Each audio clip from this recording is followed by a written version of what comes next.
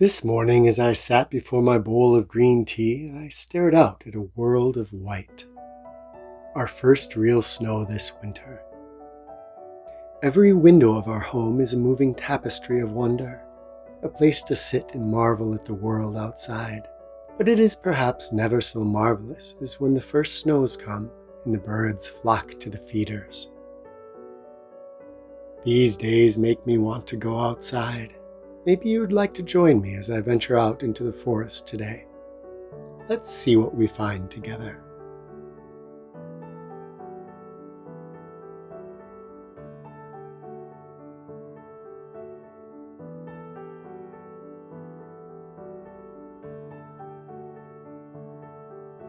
We don't have to walk far before the magic begins.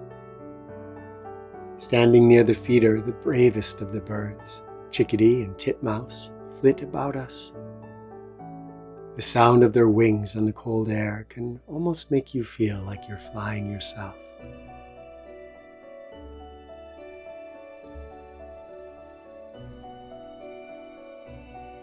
And then into the forest.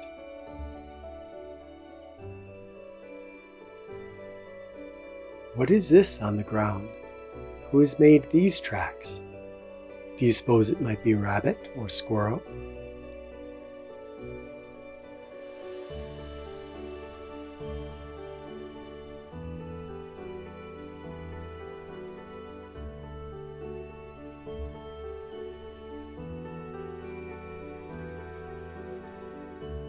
A clue waits above the tracks as we notice nearly bare branches. These tracks are not made by feet, but by falling clumps of snow.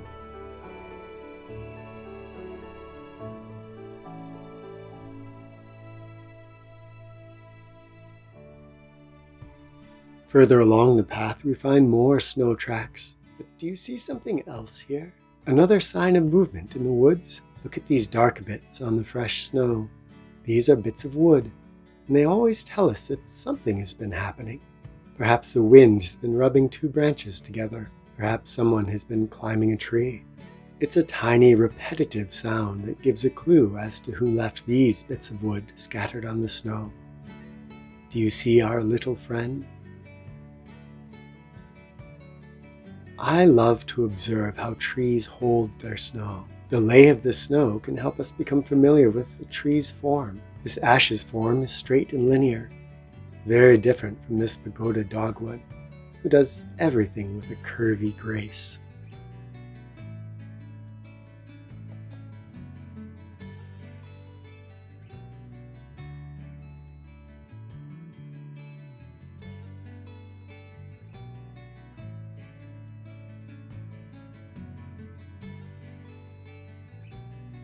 What have we here?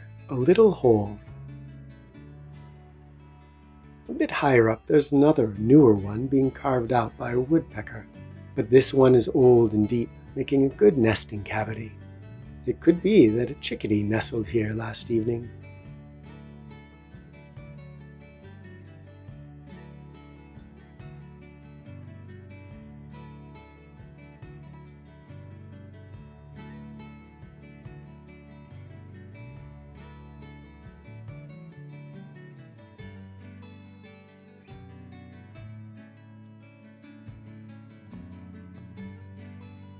In this part of the wood we find an odd coloration on a tree.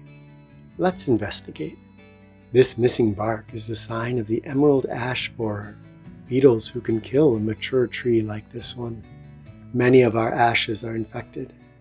It will mean changes in the forest. Our woods will change as they did when so many elms were lost to Dutch elm disease. I've found that these dying ashes are the favorite home of the golden oyster mushrooms that are such a big part of my family's diet. Though some imagine all the leaves are gone in the winter, some trees hold on to them. Called marcescent, these leaves are held by ironwoods. Some maples and oaks do the same. These are wonderful for starting campfires.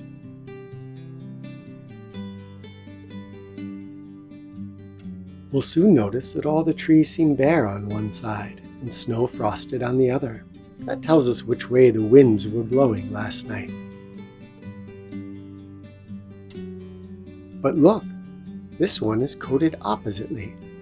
What's going on? Just a reminder that in the woodlands, wind does not always travel straight. It's shifted and curved by terrain and leaves, sometimes doing unexpected things. When you see something laying on the snow, don't walk by. You'll often find things that are missed in warmer months, then something like this seed husk from an ironwood will disappear into the forest litter. Ah, deer tracks. I'm not surprised to see few tracks this morning. After fresh snows, many of the animals lay low. The deer are still under a cloak of snow. Squirrels are looking out from their homes, called drays, and pondering whether it's worth going out or just sitting in for a day and munching stored acorns.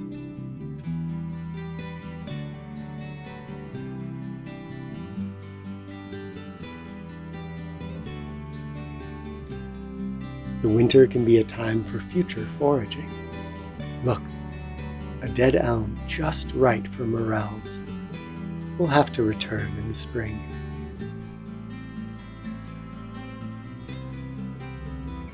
Another hole, but this one is deluxe, with a full-length window on the far side. Here's the ninja camp, ready for spring students. It's creating playful perches for snow right now. At last, something alive and moving. I wonder where this guy is off to.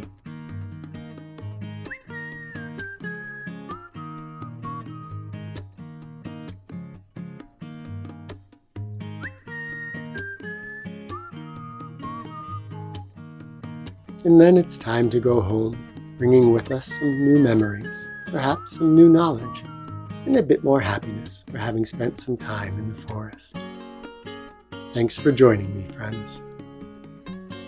Share in the comments what nature adventures you've been having.